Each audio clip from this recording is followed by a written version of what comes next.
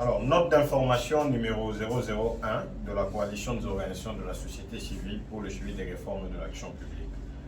Action de mobilisation dans les rues de Kinshasa pour l'accès pour tous à l'électricité.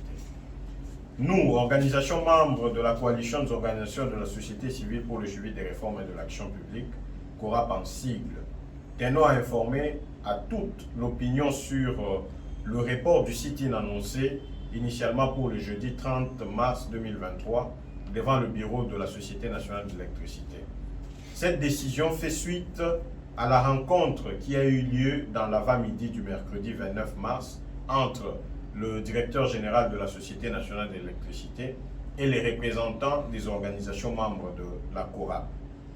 Au cours de cette réunion, nous avons présenté les préoccupations des populations de la ville de Kinshasa et des différentes provinces sur le niveau accéléré de la dégradation de la fourniture, n'est-ce pas, des services énergétiques. Nous avons mis à la disposition de la SNEL des informations avérées de terrain avec des cas de délestage dans les quartiers, des manques de transformateurs et, n'est-ce pas, l'existence des transformateurs défaillants, le monnayage des services, l'aggravation des systèmes de départ uniques, la vétusté des infrastructures qui datent de plusieurs années, le rançonnement fait par les journaliers de la SNEL et plein d'autres problèmes constatés. Bien au-delà, nous avons également abordé des questions de fond sur la nécessité urgente de résoudre les différents problèmes susmentionnés. De cela, nous notons également la responsabilité du gouvernement dans le secteur de l'énergie pour garantir l'accès pour tous à l'électricité conformément à l'article 48 de la Constitution. De ces faits, nous invitons toutes les parties prenantes à prendre des mesures urgentes et idoines dans un délai d'au moins 3 mois pour voir les débuts du changement. À défaut de quoi, la population négativement impactée sera obligée de se prendre en charge conformément aux dispositions constitutionnelles. De ce qui précède, nous recommandons aux acteurs concernés ce qui suit. 1.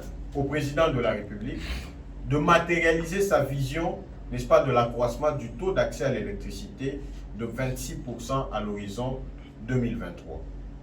Au gouvernement, nous recommandons d'investir dans la construction de nouvelles centrales et la réhabilitation des barrages abandonnés pour accroître la production énergétique et permettre à ce qu'il y ait un plus grand nombre, n'est-ce pas, de populations qui aient accès à l'électricité. Nous recommandons également au gouvernement de faciliter les investissements dans le secteur tenant compte du principe de la libéralisation du secteur à travers une politique d'incitation fiscale pour plus d'acteurs dans la production d'énergie sur l'ensemble du pays. De promouvoir des projets à faible coût d'investissement, mais à fort impact pour accroître l'accès des populations à l'énergie en RDC, dont les études ont été validées. Le cas des projets Kinshasa Solar City, le projet de construction de la centrale hydrolienne de Kinsuka, le projet Katende, le projet Kakobola, etc. Également, nous recommandons au gouvernement d'apurer sa dette ou d'apurer les factures des institutions vis-à-vis de la Société nationale d'électricité qui s'élève à plus de 100 millions de dollars pour lui permettre d'avoir des fonds pour son fonctionnement.